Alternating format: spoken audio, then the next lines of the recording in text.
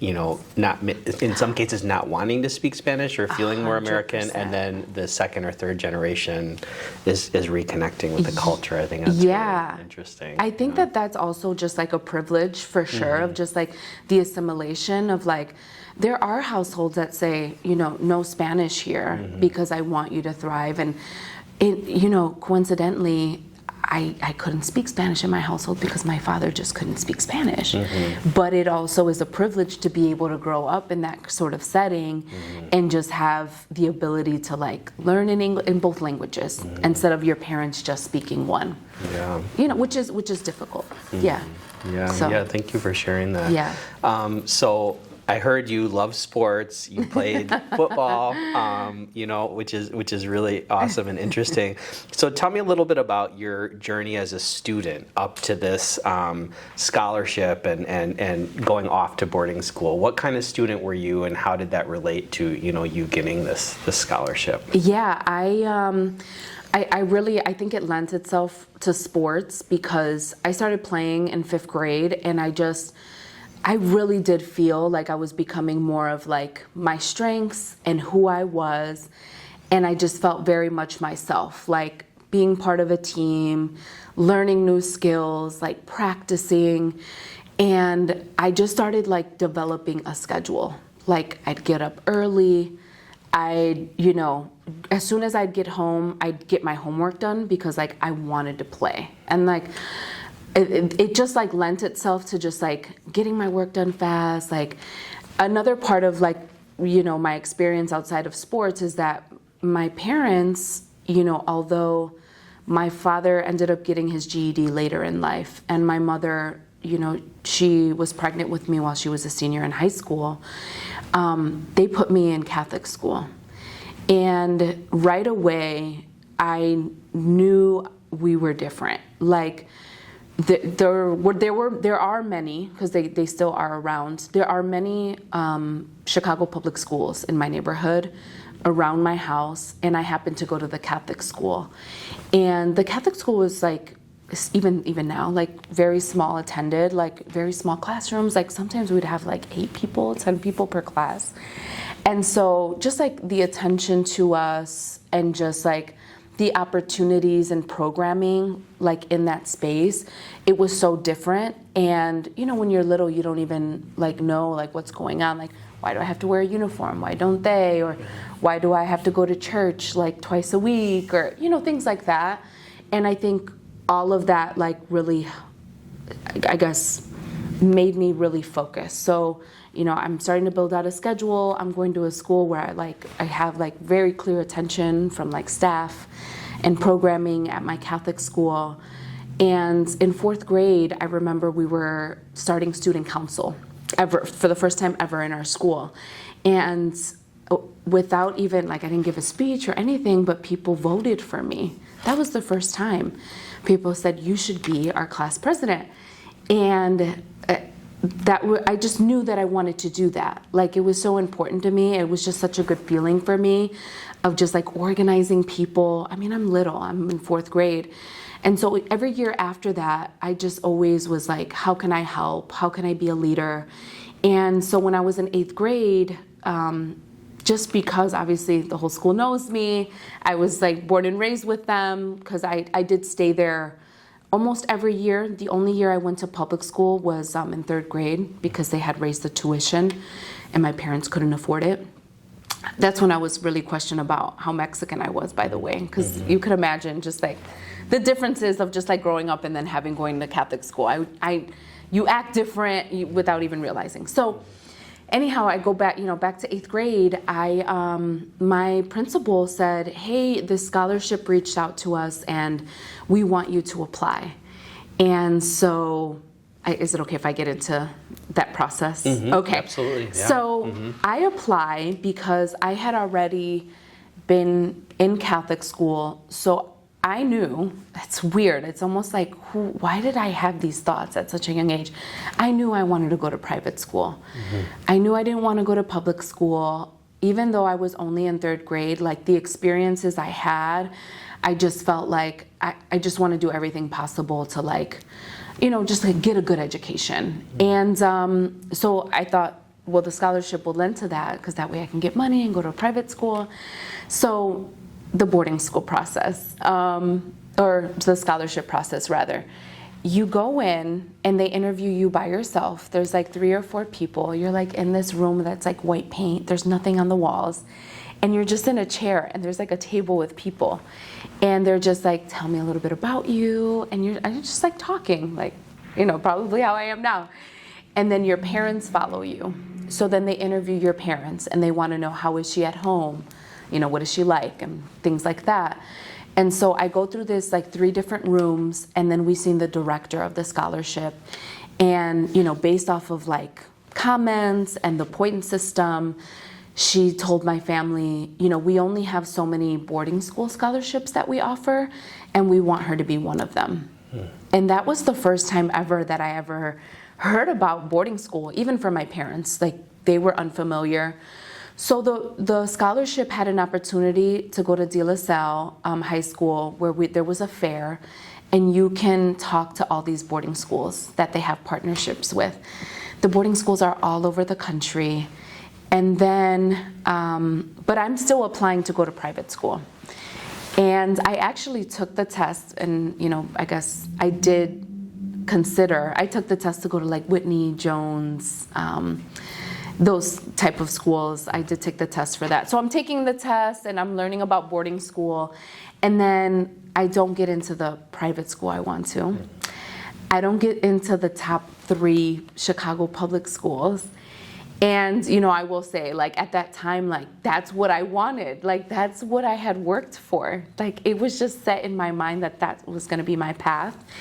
And then I didn't have didn't have those options, because I did have many others, but I just like, man, it doesn't feel like that's for me. Or I don't hate saying it like this, but it didn't feel good enough to like what I had worked for. So the boarding school process. So now I'm like, well, I should like consider it more, since I haven't gotten to like any schools I want.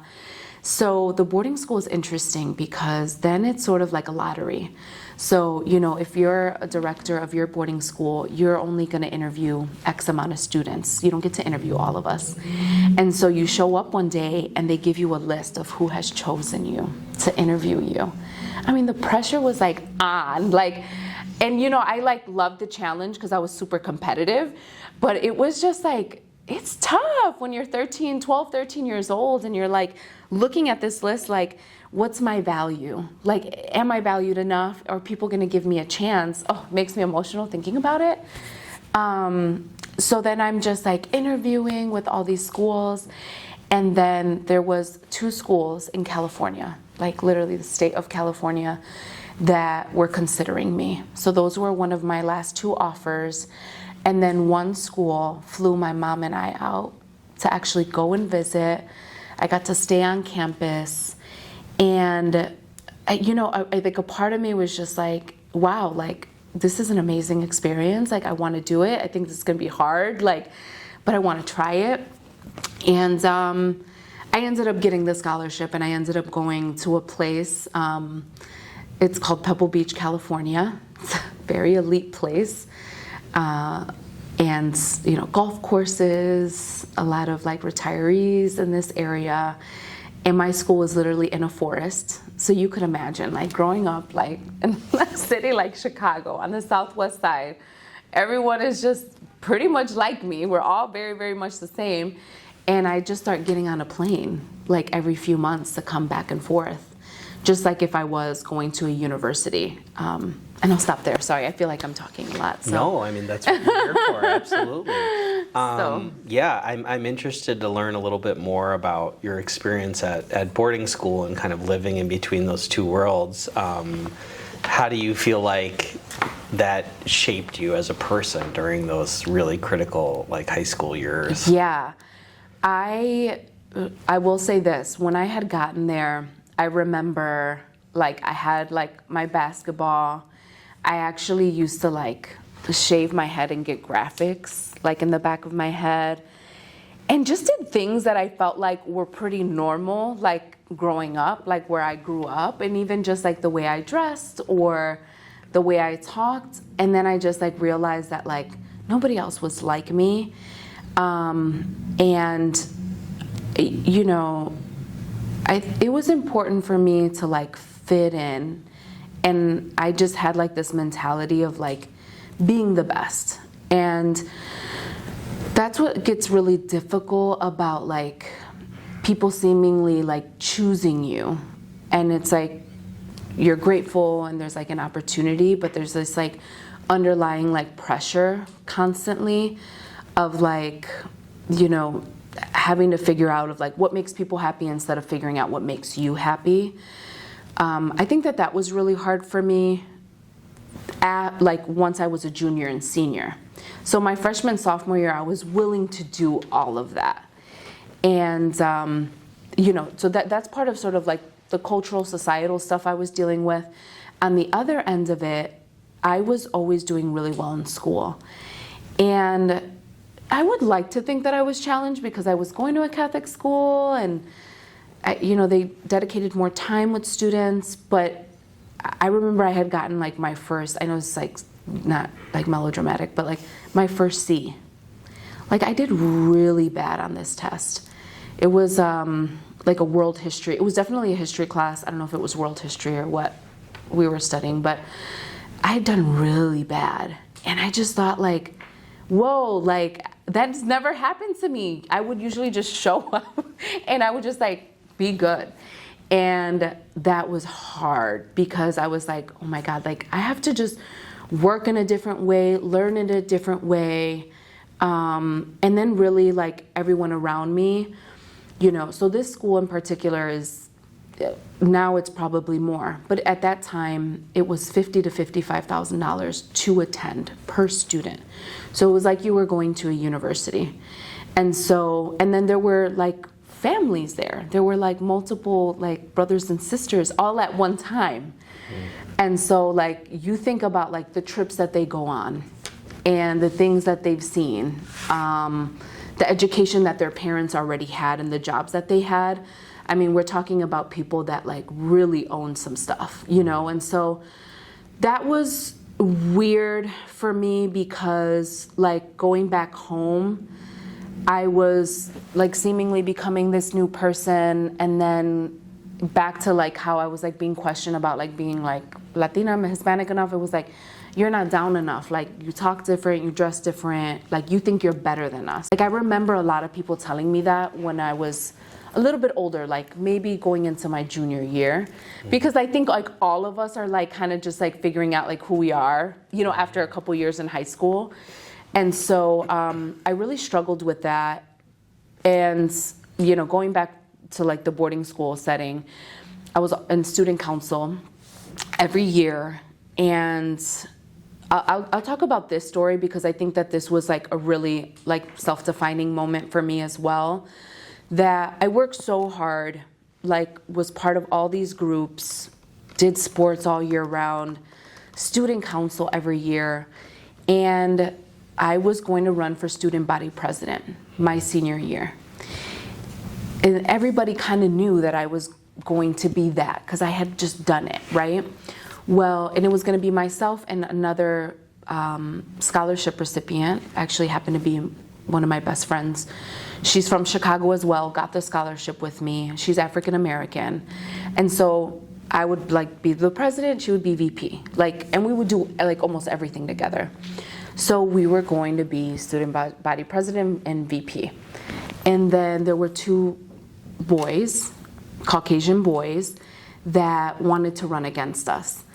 These two boys never tried hard, never were part of any groups. They thought they were really funny. They were actually kind of mean. And then they started running against us, and they were going to like all the practices. They were going to classrooms. They were putting signs up, and it just felt more and more serious, to the point that during this time growing up, there wasn't Facebook. It was like more like blogs. And so there was like a blog that was started about how like I was Hillary Clinton. Like that was kind of like how they were marking me. And then I just remember like with Anima, it was like Barack Obama. So like they would use that name in place of ours. And, you know, they were just, you know, looking back, I just wonder, like, were they upset? Were they like tired of us maybe being like those token like people of color that had like all those opportunities? What was hard for me at that time was like, I really felt like I worked for that though. That I didn't just like show up. Like it was very, very hard for me. And like, I never felt like I was the smartest or brightest, but like I would always just show up and like really cared, right? And so they ended up beating us. Like after the election, like we didn't win. And it was so interesting for the school, because the school, I just remember them really struggling of figuring out how to like make this balanced and work out.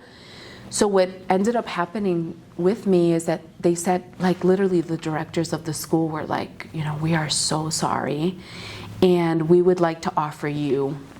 And so I ended up becoming like the head tour guide. I was like the head guide in my dorm room. I think that there was like another form of leadership. Like they wanted to offer me these other ways to like participate, to like compensate from that. So it's my senior year and I was upset. Like I just felt like this is the whole school that chose them. Like, and what did that mean to me and like for me? What's crazy is that these two individuals ended up getting kicked out of the school. Like literally within the first 2-3 months, the first quarter. I mean, I'm telling you, just like horrible people. And they ended up getting kicked out, one after the other, because they're just doing stuff they shouldn't be doing. And then it was open again. And I will say I did run and I did get it ultimately. And I always kind of wonder whether or not I should have done that, because I just think like, what did I have to prove? Like, why was I constantly feeling like I just had to do more? Because I did stretch myself out very thin. And then another story about senior year and just like how it like, I think really shows like sort of the experience that I had, was that when I'm a senior, I also was applying for scholarships to go. I applied for the Quest Bridge scholarship. And so what that means is that like that scholarship gives you the opportunity to go to like the top 10 schools in the country. So we're like Harvard, Yale, Rice, University of Chicago, all those schools, Princeton. So I had applied, and because I had applied and I had received it, so you receive a scholarship so long as you get into a school. I got into University of Chicago, and like even before early admission, like very, very early. And I just remember somebody in my class, somebody who actually was in boarding school with me, like grew up with me pretty much, she said, wow, like people work all their lives to get into a school like that and you just applied. So there was just a lot of like disdain in my heart, because I just thought like, I'm not somebody you're reading in a book. I'm not in some article. Like, you guys know me. I live here with you all. And you guys seemingly still think that because I'm a person of color or a woman of color, that I'm just being given like those opportunities. So I really struggled leaving that place, but it was very self-identifying for me about like who I needed to be in like that next chapter of life, and how I wasn't going to allow like other people to dictate like what success meant to me, and like having to be like quote unquote the best, and like the best for who and things like that. So yeah. Yeah, that's really fascinating. No, so you it sounds like you had a very intense and educational on multiple levels experience in Pebble Beach, and so you came back to Chicago and eventually went to the University of Chicago. Is that correct? That's right. Yeah. So could I ask, before talking about your university experience, so it sounds like you learned so much in the boarding school. How did your perspective on the neighborhood that you grew up in change as you went through that boarding school experience? Did you learn anything, or did your perspective on where you came from change through those years? It did. Just because whenever I would come back, there was an opportunity for boarding school students to participate in another form of the scholarship, which was the caddy program. So you would most times have to live out on a golf course, and you would caddy for individuals that are most likely very, very wealthy.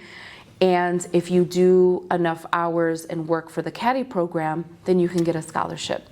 And so you're sort of like working for your labor. I mean, it's not like given, you know. And like, you know, thinking back on that, I didn't choose to do that because like I had seen it as like labor in that way. But I just thought like, geez, like I need to be like in Chicago. I need to be with my friends. And then I always kind of like fed my soul of like, you know, like doing like going to house parties or like hanging out with friends and like going downtown or going to the lake and like just creating that balance for myself that like helped me feel like I was grounded ultimately. The other part of it was just like, you know, my parents were also very young and like they grew up with like house music and like, you know, they had me when they were 17. And so just like even growing up with them and just like the celebratory spirit I always felt like I had like with my family. And then, you know, my brother. So I had a younger brother. He's 3 years younger than me. And what's really interesting is like my brother is very different than me. Just a lot more cool and collective. He doesn't let anybody pressure him. He could care less if he's like number 1 or 5 or, you know, he wouldn't let any of that get to him.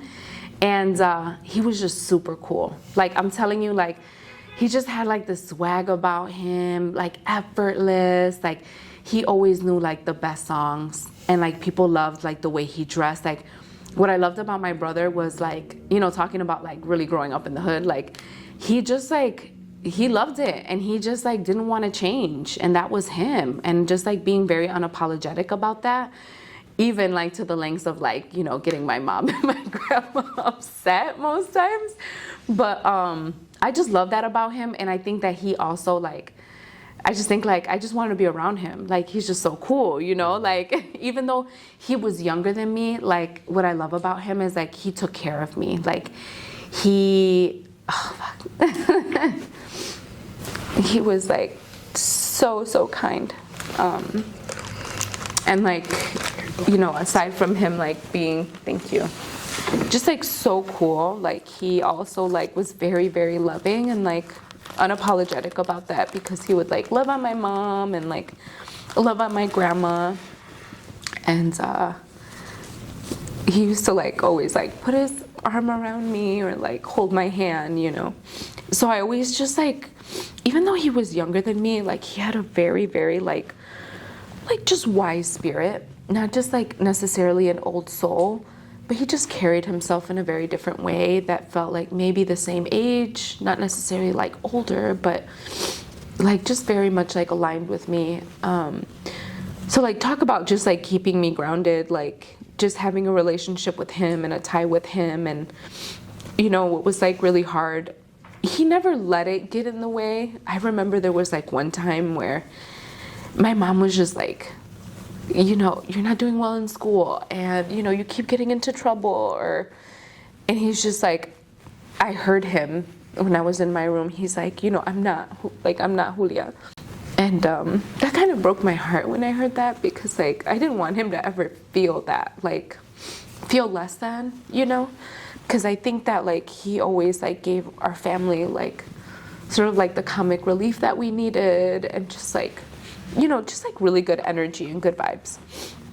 So, you know, going away and everything, like my brother was just like, just caring, just wanted to make sure I was okay. Like I didn't have to prove like anything to him, you know?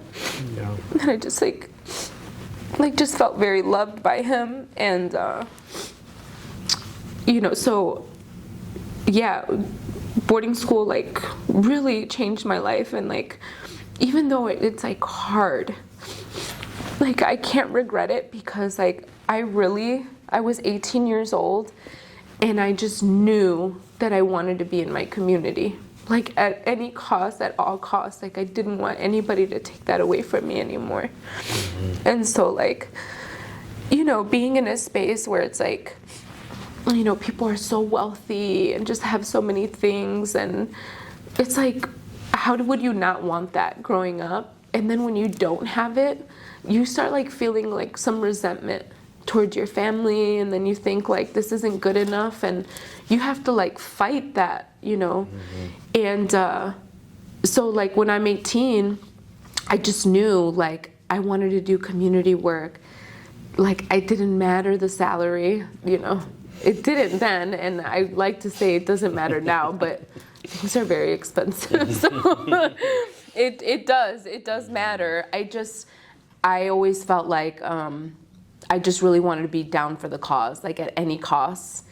And so I knew I wanted to do that, and I think that like seeing it like so close to home, like with my brother in particular, and the struggles that he had growing up like as a young man, and just like his need to build up like his self-defense by joining a crew, you know, that was his reality.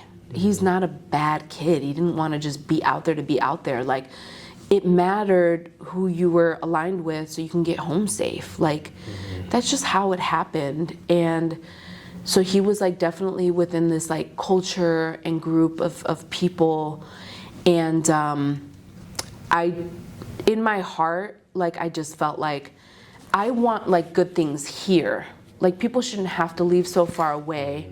Yeah. It should be enough to be here and get a good education, or not feel like you have to like walk around like feeling unsafe or like looking over your shoulder. And my brother went through like, you know, it's interesting because I think about like sort of like my hurdles and my heartaches in high school. Like my brother lived through the same thing. Like people really getting hurt, you know, like him having to defend himself, like him losing really, really good friends.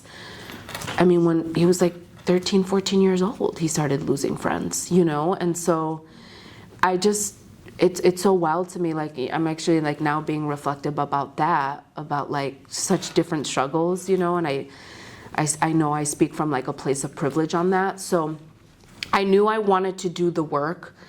You know, I felt like I was like in a way working with my brother on that. I was doing like community nonviolence work at nonprofits.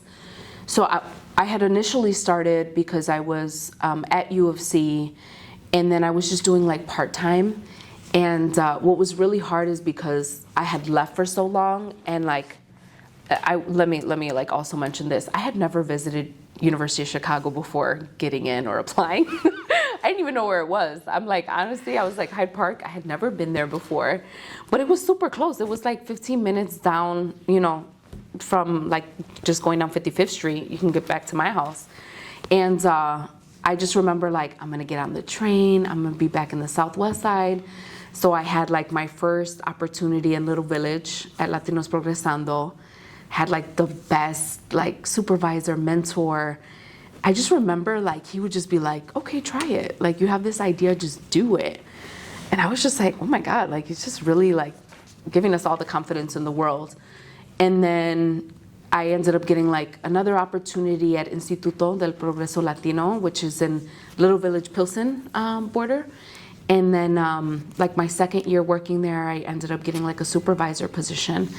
But what was interesting about that work was like, I was a youth myself, but I like was also doing youth work. And so I was like 18, 19, working with kind of people my age, but it always just felt like I was maybe a little bit older, or people like entrusted me to have those conversations because of the experience I had. And like just being able to like know both spaces and like kind of share my experience and like, you know, not even tell them like this is the best thing or like, but like say, hey, there's other things out there, you know. So there was a program that I was in, the supervisor for, and then my brother enrolled as a youth. So, but that there was like the director and there was 3 supervisors, and my brother was under a different supervisor, and nobody knew that him and I were brother and sister, because I never wanted them to think like, oh, he's getting like special attention or like, so nobody knew until like actually the end, which was kind of cool. So I'm doing the work, you know, my brother's participating because of like different state funding to get like youth to like be part of these programs, you know, and like advocate and canvas.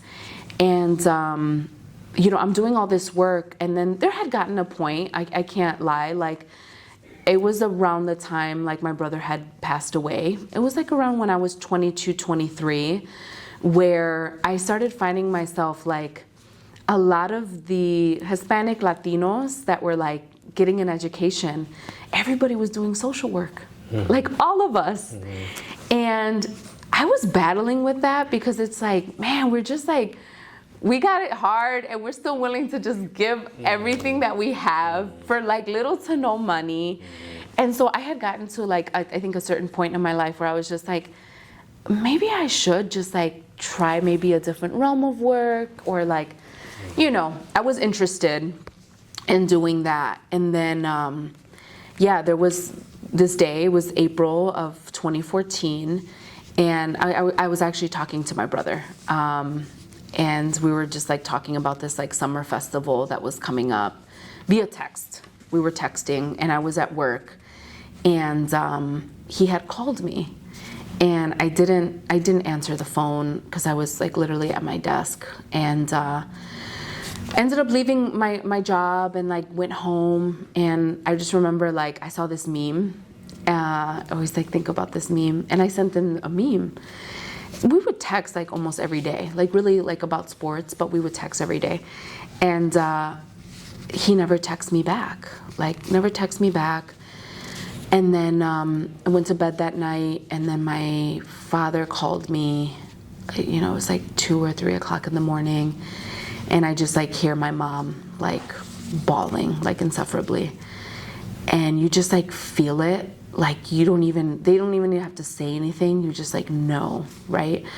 And I just, like, remember, like, my dad saying, like, you have to come over here, like, right now. And there were a lot of things going through my mind, like I had mentioned, like, just my brother and sort of, like, the rivalries that were, like, at play. He was not in a gang. He was not, like, out there looking for anybody. But unfortunately, my brother, he happened to be driving around in Wicker Park, and somebody thought he was someone else, assuming, like, a gangbanger. And so they chased my brother, and ultimately, like, a 17-year-old, like, ended up killing my brother. And that was 2014. And I just, like, felt, like, in my heart, like, that timing of, like, questioning whether I was, like, doing the right line of work, or, whether I should, like, try something else. Like, it just, like, solidified that I was exactly where I needed to be, and then gave me more cause and, like, love for the work, obviously, in my brother's name. I can talk more about that, just kind of. Okay. Yeah. Sorry, yeah. I'm like, yeah. No, it's okay to share whatever you want, and don't feel embarrassed about talking. That's why we're here, to listen to you and listen to your story. Thank you. So when this happened, when your brother passed away, you were still in college, or you were just after? It was after college. It was after. I was 23 at the time. He was 19. My brother had gone to 4 different high schools, was really struggling, but did graduate within 4 years. And his graduation was, like, one of the biggest highlights, I think, for our family, for me. It was amazing. I was so proud of him. I wanted him to go to, like, a 4-year university. I did, apply a little bit of pressure about that. He didn't know what he wanted to do, but I helped register him for Northeastern Illinois University. He had started there, but it was far, and, he wasn't really that interested. So then he moved over to Malcolm X, which was fine because he was still taking classes. And then I remember I was helping him find a job. Like, he really wanted to find a job. He had done, like, a little bit of work at a restaurant, and that one, like, it didn't end well. And by chance, like, so there was, like, a point in time where I was applying for everything and anything for him, and I was the one applying for it. And I just remember I was just like, you gotta like look up your emails, and you gotta make sure that, that you're replying. And I was kind of on him about it. So that was 2013 about. And he ended up getting a job at the White Sox. Oh. And we're big White Sox fans, like huge White Sox fans. So he ended up getting the job. So like late 2013, start of 2014, which meant in the spring he was gonna start, And he ended up becoming a White Sox vendor. And, I remember, those last, and I also do want to mention, so he's at Malcolm X. He starts his job with the White Sox. He ended up getting a dog, like a month before he passed. He just like brought a dog home. And he had been dating our next door neighbor for like a very long time. And one of our last conversations was like that he wanted to marry her.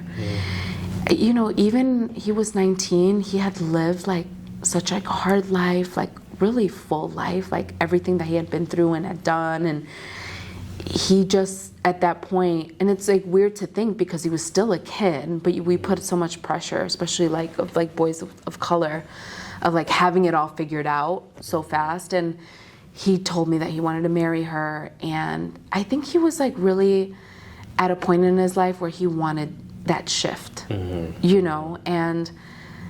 it breaks my heart to just think like about like boys like him that like they're like being boys and like in high school, and they're barely getting out of high school, and we have all this pressure on them of like being like good kids or perfect kids. And my brother was just like 19, like he was just like about to really make that turn. Like I really felt in my heart, and it was kind of cool because I remember the first time he worked at the Sox Park, like he took his girlfriend to a Bulls game, and he did that with his own money. And I think that that's like really important, and that's why like, I did the work that I and still do to this day is like, I really like can understand where people are at, like no judgment. I think that everybody deserves an opportunity to like, make that change in their life. Like there shouldn't be this deciding factor whether we like identify them as bad forever. And I think that society does that way too much. And that comes from like a person that like really had like a lot of pressure about like being like on this pedestal of like, being the best or whatever. So, really talking like about the work and like what it meant for me moving forward, I started doing nonprofit work again in 2017. 2017 was when there was like the sentencing for my brother's court case. So it lasted 3 years, and like really felt the love back. I started volunteering again, and I will mention like these groups. So I'm organizing in Back of the Yards 2017. I had gotten the job like right after the court case, which was like perfect timing for me. I was like ready to like make that turn the chapter in my life, because I struggled, and like I don't want to omit that. I think from 2014 to 2017 I was really depressed. I was struggling. Like when I talk about like how close my family is, and like to deal with like a loss like that, like that was not easy, like for anybody, and like that's why I think, you really have to work sort of like the resentment of like being away for so long, not really like growing up with my brother the way I wanted to, or having like regrets of like not answering his call that day, or like just not having maybe done enough, And so I had a really hard time, and like, my mom, my dad, they were divorced at the time, and just kind of like dealing with like all those different relationships. So 2017, I'm working in Back of the Yards. I end up meeting this amazing group called Increase the Peace. And what like really called to me was an organizer there who's still a really great friend of mine. He was an organizer in the same neighborhood, and a 17-year-old girl was shot on 45th and Wood. And he said, we're going to claim this space. We're going to actually have resources and food and invite people to come out. And so we ended up like organizing these like all over like the southwest side of Chicago. And so if there was like, a violent act that happened there. It was like about reactivating space. I was doing that voluntarily, but it really just felt like exactly where I needed to be, because then I was like organizing and learning, and it was just so beautiful for me because I feel like everything really like meshed together. Like I was like near my house, I was still learning and growing and like really grounded in work. And that felt so powerful at that time. I was there for a few years, and then I was just like, what's next? Like, what am I going to do next? I ended up applying to work for the Chicago Public Schools. I ended up starting to see a trend, and this was like something my brother lived through as well, was like a lot of the folks that we were servicing on the nonprofit side were getting kicked out because there weren't really advocates, and there's just like, all of the perceptions of a school of like, people failing or, presumably like bringing down their grade at the school. And so I was like, I want to like work in a school and be an advocate there and figure out how like to keep them in school. And that's where like the educational like piece like came back for me, that it was like, they at least need to finish high school, and like what that meant for my brother and like how that really makes a difference, And so I ended up applying for Chicago Public Schools, and then I wanted to be a social worker after a year of working there. So I go back to school to get my master's as a licensed social worker. And another like really big identifying moment in my life is that I graduate with my master's. I'm working at the Chicago Public Schools, and I'm like, I'm going to be a licensed social worker at CPS. That's why I went back to school. And I applied, and I didn't get a call back. So after graduation, I ended up going back to the old department that I was in, and I just was like, oh my God, like, what am I gonna do? Like, and everyone's like, why are you back? Like, I thought you were like, went off and, you're gonna be a social worker. And so that was May of 2022. And again, just like, oh my God, like you do all of these things because you assume that you're just like creating a path and you got it all figured out and everything's fine. And then things weren't fine because I just felt like, no, I really can't be here. And, like I had to be more realistic about like how much money I was making and the work that I was actually being compensated for. And, I wasn't making a lot of money at that time, and was applying for jobs all of that summer. So it's summer of 2022, and I end up, so the alderman that was in the ward that I like was born and raised in, it's the 12th ward, he ends up running for a different position, for a county position. So there's an opening, and I ended up going to an event, spoke about my story, kind of like how I am today, like all these opportunities and all this loss at the same time, and where are we going, and we need like equitable resources for our community, and everyone's like, you should run. And what I'm really happy about is that it organically happened that way, that it was just like really all of like the work that I had done that people entrusted, like who I was, and it wasn't necessarily part of the plan, like being a school social worker. And I really do believe that like if I would have gotten that opportunity, I would have started that school year when I had been asked to run. Almost like the timing of it all, I most likely would have just said no, because I had gone back to school and like was gonna start my new career, And so I thought to myself when I was, deciding to run, I had nothing to lose. I was gonna stay and do the work anyway.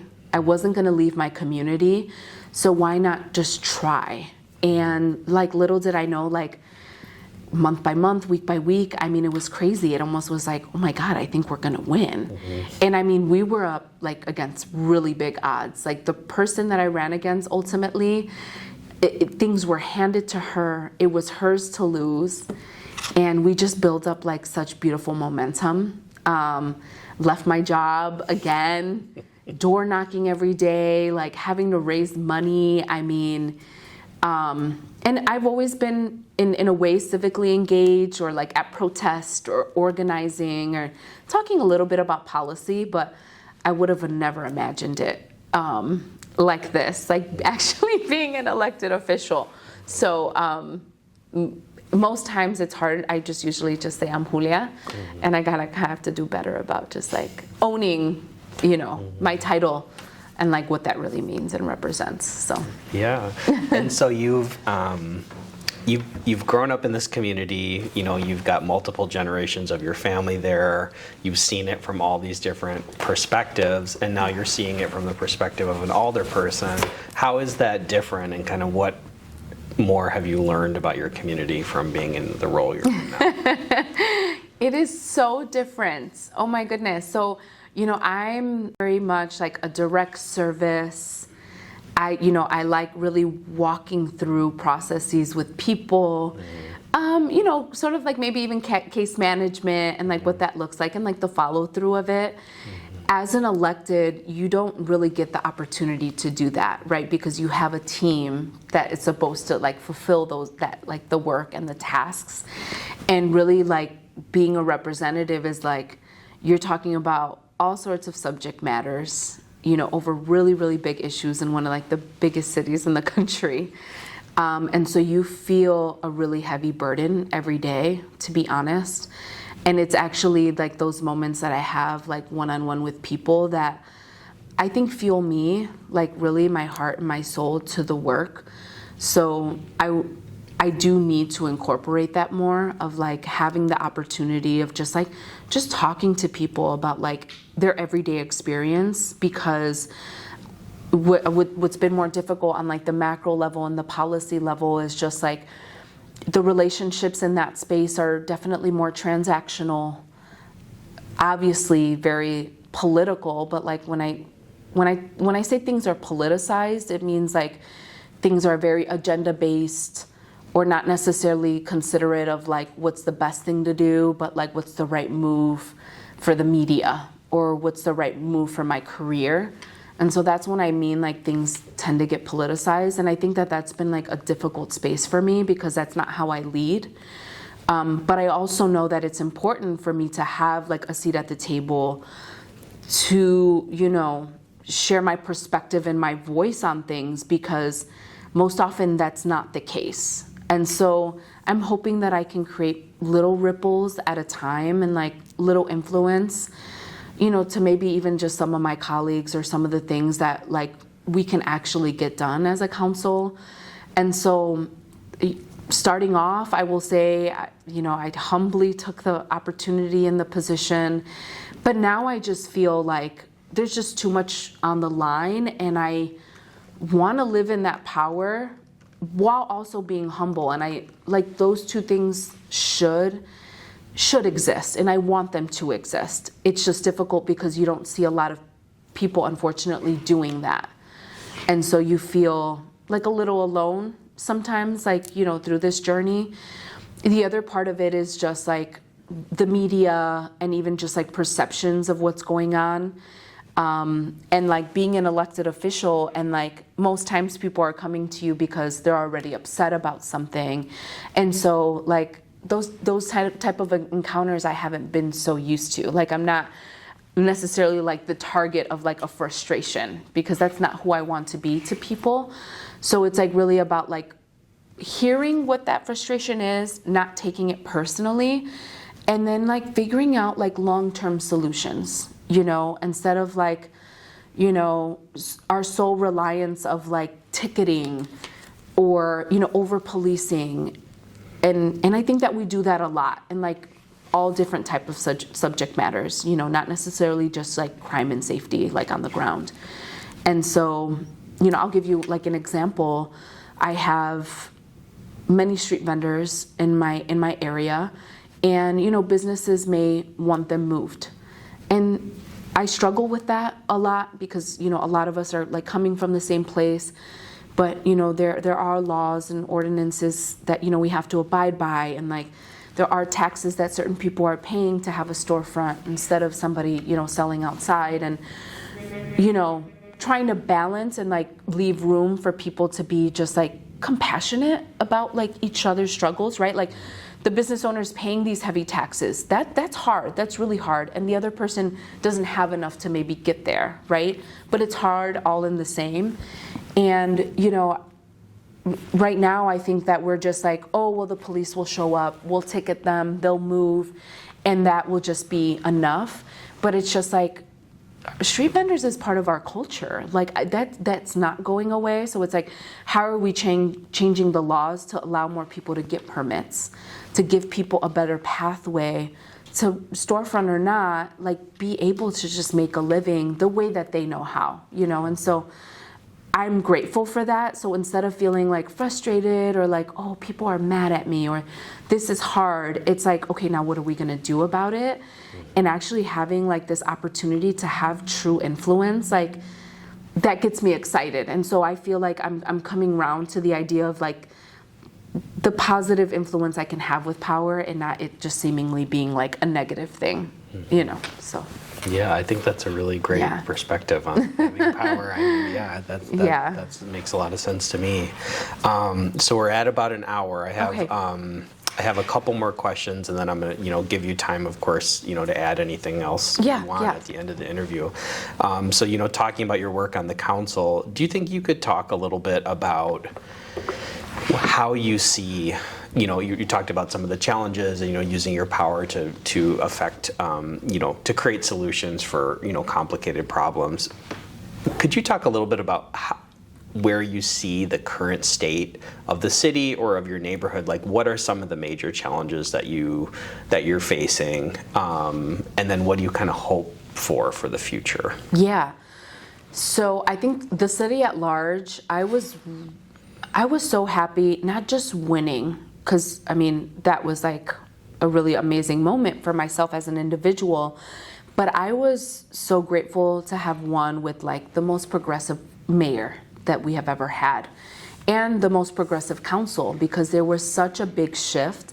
And I think politics at large, even on the state, federal level, has been feeling this shift of just like the old guard having, been there 20 plus years in most instances and feeling like, wow, I'm held more accountable, more people are interested, organized, there's more information. And like, for better or worse, news and social media, that's not the type of way that they would work in the past. And so they would work more siloed, isolated, and like there was, more respect around like aldermanic prerogative of like, I don't need to tell you, you elected me and I make the decision solely for a very, very large group of people. So when I recently had an opportunity to do a fellowship with different people in all forms of government in the state of Illinois. And I'm meeting mayors or even, like state reps for like districts that are so large and it like really encompass a big part of Illinois. And they equate to like the people that I'm responsible for in like a small area. I mean, people are like, why do we have 50 alders? I mean, we have about 55,000 people in that one ward, and so I think about like, I couldn't even imagine what if we did 25 alders and what that would mean. That would mean over 100,000 people, manage under, one person. And so thinking about just at large and like that shift in council, I do want to mention it's the most women it's ever had on a council, most Latine, most queer, and then most progressive. So we have like a very large progressive caucus. And so with that, it's been like myself, I guess I'll speak personally, is really like transforming, the way that we would work on the ground in this place that really wasn't meant for many of us, right? And like, you don't just overnight like have this like, this system that is going to provide the way that you may want to. And so you have to learn the system, and that takes some time, and it's hard. And I think that a lot of us are sort of like feeling the weight of being very new in that. And the other thing is, I think that in many times, like with politics and like campaigning, there's always like the overpromise of like things changing or like that like feeling of change. But the reality is like government moves very slow. I mean, like so slow. And, I kind of like bite my tongue because I think to myself, like, who I was on the other end of this and how I would judge what I would do, or, why is this happening this way, or why don't we have enough money, and things like that. And then being on the other end and like having a glance at the books and like knowing really like all encompassing like what, we have to manage all at one time. And so I think that there's been, a little bit of a struggle there. I am definitely a more optimistic person, and I feel like there will be a shift and a turn. There is a larger issue at hand, I think, and this is just like historically, you're a historian, you know what I'm talking about. This shift of just like white flight, right? Of,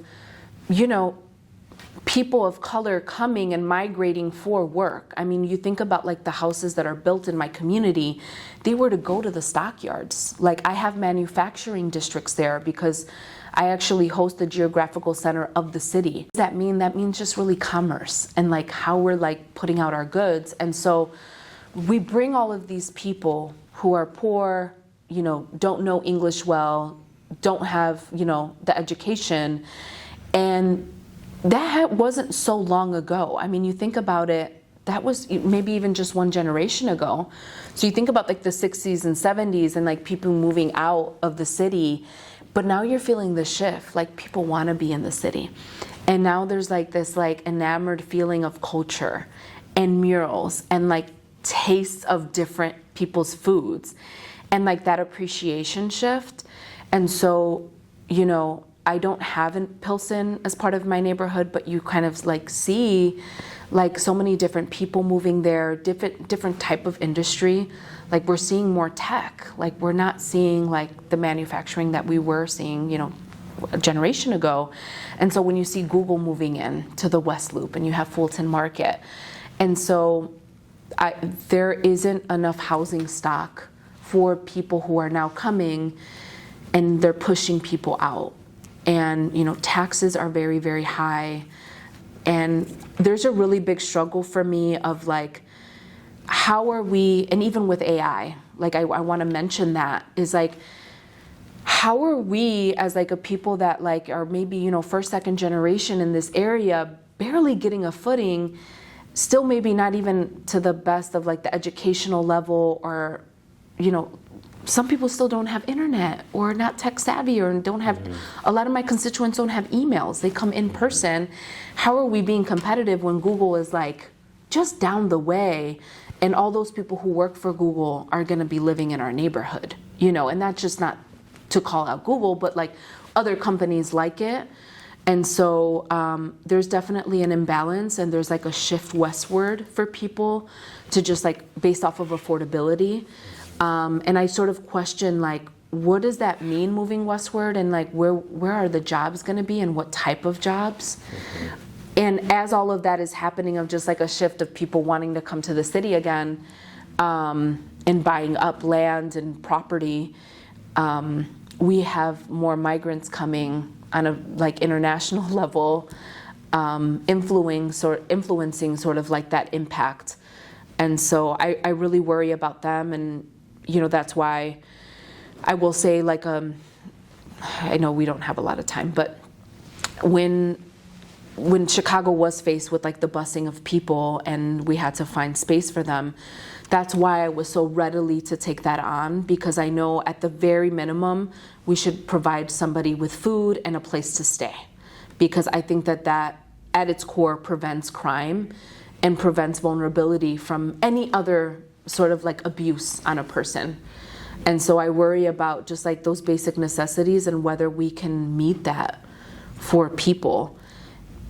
Sorry, next point is just like, I'm thinking that and feeling that on like a social service aspect and our responsibility as like government, while dealing with like this presidential like nominee, ex-president that is like unwilling to see it that way, and where that may lead us like in the future of like not wanting to just help our neighbor. So yeah, thank you for sharing that. I think, yeah, I think we're about at time, but I did want to give you space to, share any other messages, or is there anything else that we didn't cover that you wanted to talk about? Yeah, I just like, I did want to say this because I wasn't able to like really tap into like that time when we were in court for my brother. What was hard for me was when my brother was killed, and I was already doing the work, and I knew like both sides of it, right? People who have been harmed or people who do harm. And I only want to speak for myself, but I didn't feel like it was going to ever be enough, the court system and what they had to offer. And so I ended up participating in peace circles and restorative justice, as they call it. And again, like really just like the timing of it, that was happening in 2017 when we were like finalizing my brother's case. I actually happened to be in a peace circle training, learning about that. And I knew that like my journey at large of just like healing and finding peace in the situation of like losing my brother, like was gonna come so much further than just somebody being incarcerated. And like, I'm happy that I've been able to do that and feel that. And I want to mention like being able to name the block that I grew up on with my brother, where my family is been, living for 50 years, like we named that street after him. And so now it's like honorary sign of Nicholas Ramirez Jr. And just the power of that. And what's tough is feeling so much like crime, unsafety, a lot of loss through gun violence, like in Chicago, in neighborhoods like mine. And who am I, like, as I see like a mother grieving the way my mother has, and say, like, don't be reliant on the judicial system, or incarceration isn't enough. And I think that that's been a little bit of a hard place. All I want to be and do is like, just be an example of like, there is other ways for us to heal, I think, as a community that really makes a big difference. And so the way that I see it is I lost my brother at 19 years old, but the person who killed him was 17. And so I think about his life loss and the community that loses him, and also his family. And it's important for me to forgive him and believe that we can build out a future for him where he can come out of the incarceral system and be successful, and actually not be the person that everybody is assuming that he is, because then we're all just better off, And so that's like a really important piece of my work that has been very difficult for me because of how much crime we do see in the city, and like how hard it is for people to be willing to be part of like a restorative justice practice when they're feeling so much pain and hurt. And so that's definitely a journey that I feel I want to grow into and hopefully, bring impact to.